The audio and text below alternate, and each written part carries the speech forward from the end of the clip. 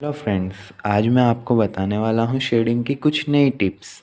जैसे अगर आपको शेडिंग करने में प्रॉब्लम होती है तो मैं आपके लिए एक नई ट्रिक लाया हूँ जिससे आपको शेडिंग करने में बहुत आसानी होने वाली है। इसके लिए सबसे पहले आपको एक राउंड शेप बना लेनी है, उसके ऊपर एक और उससे बड़ा वाला राउंड बनाना है। उसके बाद में आपको इस तरह दो लाइन्स खींच लेनी है। उसके बाद में जिस तरह आपको इसको पेपर को बिना मूव करे इसके सेंटर पॉइंट से लाइनों को बाहर की ओर निकालना है, जैसे कि अभी मैं करता हूँ कुछ इस तरह। ओनली एक ही ऐसा स्ट्रोक लाइए जो कि एक लंबा स्ट्रोक हो। इसको कुछ इस तरह करते हैं, इस तरह आपको करना है। उसके बाद जब आप इस तरह करेंगे तो आपको एक शेडिंग का मेथड पता पड़ेगा। उसके बाद जब आप इधर से कर लें तो इसको अंदर वाली तरफ से भी करें। ये लाइनें हमने बाहर की तरफ खींची थी, अब हमको अंदर की तरफ खींचनी है, तो इधर से भी करें। इससे हमारी शेडिंग स्किल इम्प्रूव होती है। तो हम इससे इस तरह शेडिंग कर सकते हैं, पर ध्यान रहे कि पेपर को बिल्कुल भी मूव नहीं करना है, क्योंकि जब हम पोर्ट्रेट बनाते हैं तो पेपर को हम एकदम फिक्स कर देते हैं। उसके बाद में जब आप इस तरह इस बॉक्स को पूरा कर दे, उसी तरह इस वाले को पूरा करना है। जैसे अब मैं इस वाले को पूरा करता हूँ, आपको ये लाइनें कुछ इस तरह खींचनी है कि ये केंद्र की तरफ जाए। जैसे कि अभी मैं इन्हें केंद्र की तरफ ही लेके जाने की कोशिश कर रहा हूँ।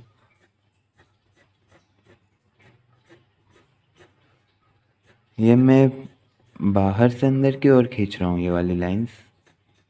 और उसके बाद में आपको अंदर से बाहर की तरफ खींचनी है।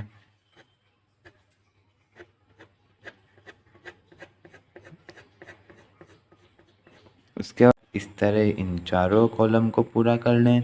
उसके बाद में आपको ये जो बाहर वाले बॉक्स दिख रहे हैं, आपको इनमें भी कुछ इसी तरफ शेडिंग करनी है।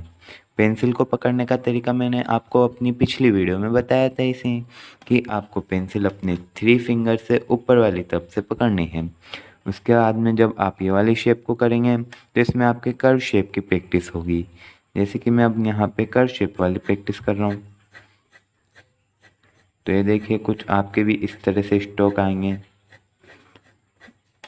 अब आप एक ही बार कीजिएगा, लेकिन इसको आप जैसे एक बार यहाँ तक आ गया, उसके बाद में अगर आप इसको इसे दोबारा करेंगे तो इस तरह से शेडिंग अच्छी तरह नहीं हो पाती है। तो एक ही बार में आप जितना लंबा स्ट्रोक खींच सकें उतना लंबा खींचने की कोशिश करें। उसके बाद में आपको इसको दूसरी साइड से करना है। कुछ ये इस तरह आना चाहिए कि राउंड शेप में आता हुआ लगे। उसके बाद में आपको इसी तरह से इस वाले को भी करना है। जैसे कि अब मैं इस वाले को करता हूँ।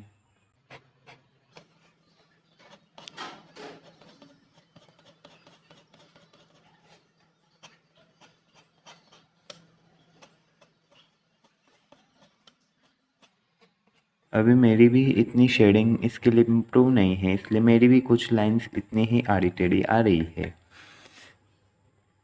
उसके बाद में आपको जो ये दोनों कॉलम हैं इन्हें भी पूरी पूरी तरह से फिल कर देना है इसी तरह से। जैसा कि आप देख सकते हैं मैंने इन चारों बॉक्स को कंप्लीट भर लिया है। उसके बाद में जो नीचे वाले हैं इन्हें भी मैंने कंप्लीट तरीके से भर लिया है। उसके बाद में मैं आपको और भी कुछ नई शेडिंग टिप्स देता हूँ। उसके बाद में आपको कुछ इस तरह से एक बॉक्स को बना लेना है। उसके बाद में आपको इसमें भी कुछ इसी तरह से बिना पेपर को मूव करे प्रैक्टिस करनी है। जैसे कि आपको लाइन्स को इधर से खींचना है, आपको इसे सीधा खींचने की प्रैक्टिस करनी है।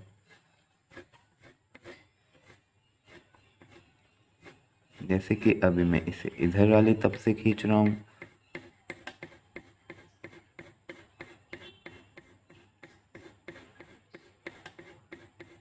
ये आपके स्ट्रोक्स ज़्यादा डार्क नहीं आ पाएंगे, क्योंकि ये पेंसिल ओनली 2B की है, इसलिए इसमें स्ट्रोक इतने डार्क नहीं आ रहे हैं।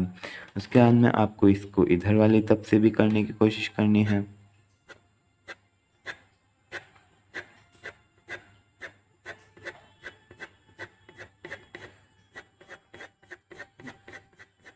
आपको इन्हें लाइंस को बॉक्स के अंदर ही ड्रॉ करने की कोशिश करनी है। अगर बाहर भी जाए तब भी वैसे कोई दिक्कत नहीं है, क्योंकि हम अभी पोर्ट्रेट ड्रॉ नहीं कर रहे हैं वैसे। लेकिन फिर भी हम अगर अंदर की तरफ करेंगे ड्रॉ तो इससे हमारी लाइंस है जो परफेक्ट ही आएगी। जब आप इस तरह कर लें तो इसको आपको ऊपर से भी करने की कोशिश करनी है, जैसे ऊपर से नीचे की तरफ।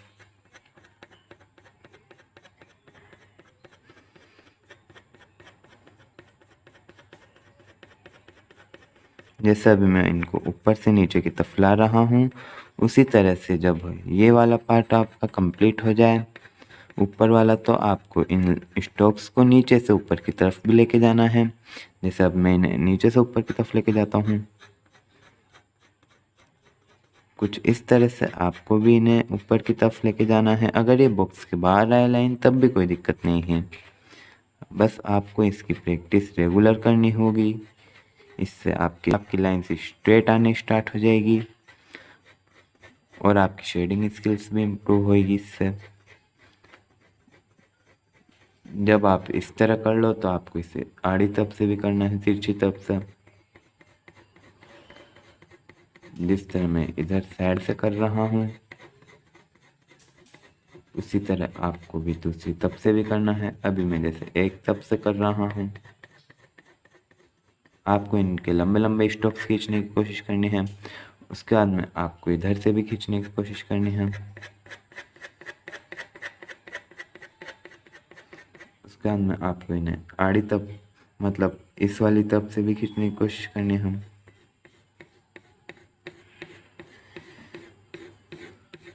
फिर आपको इधर वाली तरफ से भी खींचने की कोशिश करनी है।